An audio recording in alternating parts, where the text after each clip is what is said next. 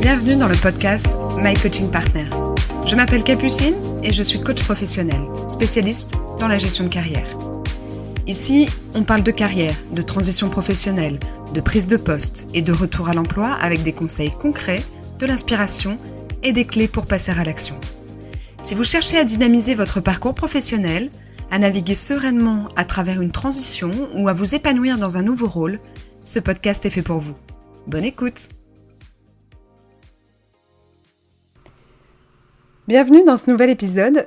Aujourd'hui, on va parler d'un sujet qui revient quasi systématiquement dans mes échanges avec les dirigeants. Il s'agit de l'intelligence artificielle. Et plus précisément, cette phrase que j'entends très régulièrement, l'IA, je sais que je dois m'y mettre, mais je ne sais pas par quel bout prendre. Lorsque j'ai testé, les résultats étaient très moyens. J'ai plus vite fait de le faire sans utiliser d'outils d'intelligence artificielle. Si vous vous reconnaissez, alors cet épisode est pour vous. Parce qu'à la fin de ces 20 minutes, vous saurez exactement comment aborder l'IA comme un outil de pouvoir décisionnel et non pas comme un sujet technique qui vous dépasse. Vous allez comprendre pourquoi vos craintes sont normales, pourquoi l'IA n'est pas réservée aux tech, aux data scientists, et surtout comment vous pouvez commencer dès aujourd'hui sans vous tromper ou sans perdre en crédibilité. Au programme, on va d'abord voir les 3 peurs qui paralysent les dirigeants face à l'IA. Ensuite, on verra pourquoi l'IA n'est pas un outil de productivité, mais un outil de réflexion stratégique. Et enfin, comment commencer concrètement sans investir des dizaines de milliers d'euros, ni perdre votre temps, votre crédibilité. C'est parti.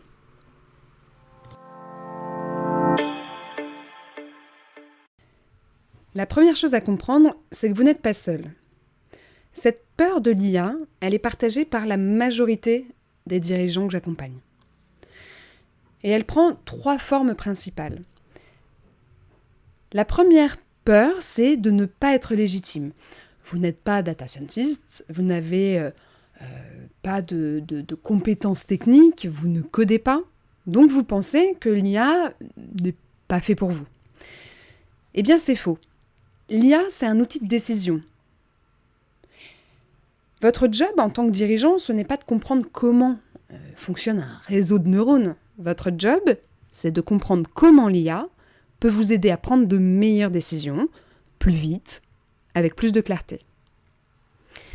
Vous n'avez pas besoin de savoir coder pour piloter une stratégie IA, tout comme vous n'avez pas besoin de savoir réparer un moteur pour conduire une voiture. La deuxième peur, c'est de se faire dépasser par les équipes tech. Celle-là, elle est assez insidieuse. Vous craignez que vos équipes techniques vous expliquent des choses incompréhensibles et que vous perdiez votre autorité. Que vous soyez obligé de hocher la tête en réunion sans rien comprendre. Mais votre rôle, c'est pas de tout comprendre techniquement. Votre rôle, c'est de cadrer, de poser les bonnes questions, de définir les limites de l'usage de l'IA dans l'entreprise et de dire, très bien, vous me proposez cette solution IA, quel est l'impact sur l'entreprise, quels sont les risques, quelles sont les alternatives.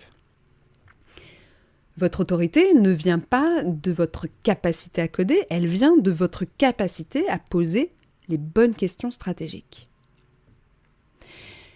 Et la troisième peur, c'est de faire une erreur stratégique qui soit coûteuse. Celle-ci, elle est beaucoup plus rationnelle. Vous avez peur d'investir dans la mauvaise solution, de gaspiller du budget, de vous faire vendre du rêve par un prestataire qui vous promet la lune. Et cette peur, elle est saine, elle vous protège. Mais elle ne doit pas vous empêcher d'agir, parce que l'IA n'attend pas que vous soyez prêt. Vos concurrents avancent, vos clients, eux, utilisent déjà l'IA dans leur quotidien, et si vous attendez d'avoir toutes les réponses avant de commencer, vous serez en retard.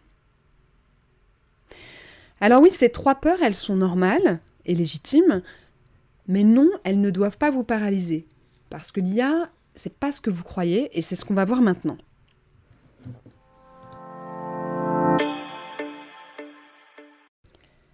On arrive au cœur du sujet et à la distinction fondamentale que très peu de gens font. L'IA, ce n'est pas un outil de productivité, c'est un outil de réflexion. Laissez-moi vous expliquer. Quand on vous parle d'IA, on vous vend souvent ça comme un logiciel qui va pouvoir tout faire à votre place. Un robot qui va remplacer vos équipes, un assistant magique qui va automatiser votre business. C'est faux. Ou en tout cas, c'est très réducteur. L'IA pour un dirigeant, c'est un sparring partner intellectuel. C'est un outil qui vous aide à penser plus clair, plus vite, plus large. Et encore une fois, pas un outil qui pense à votre place. Concrètement, qu'est-ce que ça veut dire ? Alors, je vais vous donner 3 usages stratégiques de l'IA pour un dirigeant. Le premier usage, c'est de clarifier votre pensée stratégique. Imaginez, vous avez un codir demain matin, vous devez présenter une décision stratégique importante, mais vous avez encore des zones de flou, des questions non résolues, des angles morts que vous ne voyez pas. Plutôt que de passer 2 heures à tourner en rond dans votre tête, vous ouvrez ChatGPT. Vous lui expliquez votre situation et vous lui demandez quels sont les angles morts de cette décision, quelles sont les objections possibles, quels sont les risques que je ne vois pas. Et en 5-10 minutes, vous avez une réflexion structurée, des hypothèses à tester, des questions à creuser. Vous n'utilisez pas l'IA pour décider à votre place, vous l'utilisez pour structurer votre réflexion. Le deuxième usage, c'est de préparer vos prises de parole, vos négociations, par exemple. Vous avez un board dans 3 jours, ou un investisseur à convaincre, ou une négociation budgétaire tendue avec votre direction. Vous savez que vous allez faire face à des objections, mais vous ne savez pas lesquelles. Plutôt que d'improviser, vous allez utiliser l'IA pour anticiper. Vous lui demandez, si j'étais un investisseur sceptique, quelles seraient mes 3 principales objections à ce projet ? Ou, si j'étais -1 en train de défendre le budget annuel, quel argument me permettrait de justifier cette dépense ? Et vous préparez votre argumentaire en conséquence. Vous arrivez en réunion avec des réponses solides, des scénarios anticipés et une confiance décuplée puisque vous êtes parfaitement prêt. Le troisième usage, c'est de garder votre souveraineté intellectuelle. Et c'est peut-être l'usage le plus important. Quand vous ne comprenez pas l'IA, vous dépendez de vos équipes pour comprendre les enjeux. Vous dépendez de vos prestataires pour évaluer les solutions. Vous dépendez de consultants pour définir votre stratégie. Mais quand vous savez utiliser l'IA, vous-même, vous reprenez le contrôle. Vous pouvez poser les bonnes questions, vous l'utilisez correctement, vous pouvez challenger les propositions qu'il vous fait. Vous pouvez définir les limites éthiques et stratégiques de l'usage de l'IA dans votre organisation. Encore une fois, j'insiste, l'IA ne va pas remplacer votre intelligence, elle va l'amplifier et elle va vous faire gagner du temps. Mais à condition de savoir la piloter, et ça, c'est votre responsabilité en tant que dirigeant. Maintenant, je sais ce que vous allez me dire. Tout ça, c'est très bien, mais concrètement, par où je commence ? L'IA a connu une explosion et un temps de développement très très court. Il se passe tout un tas de choses chaque semaine, chaque mois. Ça évolue très très vite et c'est vrai que ça peut paraître difficile de voir par où commencer. Et c'est exactement ce qu'on va voir maintenant.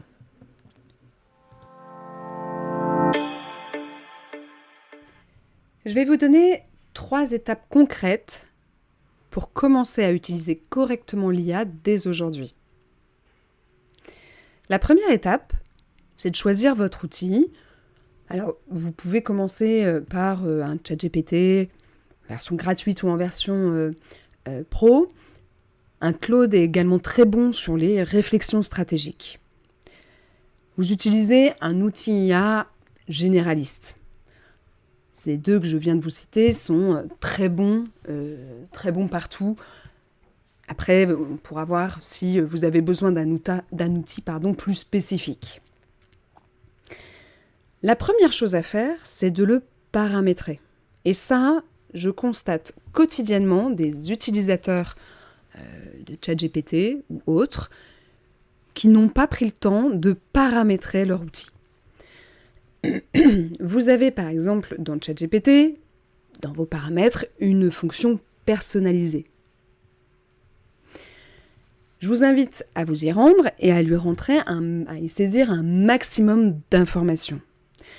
Sans cela, en fait, vous utilisez l'outil de tout le monde et donc du coup, ça donne des réponses assez basiques et pas adaptées à votre contexte, à vos besoins. Et ça, c'est un vrai sujet parce que c'est ce qui fait beaucoup de frustration dans l'utilisation de l'IA, à dire c'est pas terrible, alors qu'en fait, ça l'est, si tant est que c'est correctement paramétré. L'étape numéro 2, ça va être d'apprendre à poser les bonnes questions. Ici, on va être sur des questions stratégiques. Pour que ces outils d'IA soient pertinents, il faut que ce qu'on appelle un prompt, donc votre demande, soit bonne. Je m'explique. Si vous lui posez simplement une question, quels sont les 5 risques stratégiques sur cette prise de décision, vous prenez le risque d'avoir un résultat très moyen. Tandis que si vous lui dites tu es mon sparring partner stratégique, j'ai besoin de savoir quels sont les 3, 4, 5 risques dans cette prise de décision. J'attends de toi que tu agisses tel un consultant et que tu challenges mes idées. Et là, vous commencez la discussion et vous allez voir que vos résultats, les échanges et tout ce que va produire ChatGPT va être très très différent. Et la troisième étape, suite à ça, ça va être de l'alimenter avec des informations qui vous concernent. Ne lui donnez pas juste une phrase avec si je reprends mon exemple, avec la décision stratégique peu importe, venez lui donner des documents. Il va être beaucoup plus pertinent. Alors ne tombez pas à lui donner des documents, des données sensibles sans les avoir anonymisées, ça c'est important. Mais venez l'alimenter avec des rapports, des articles, on pourra voir toute cette partie de documentation plus tard.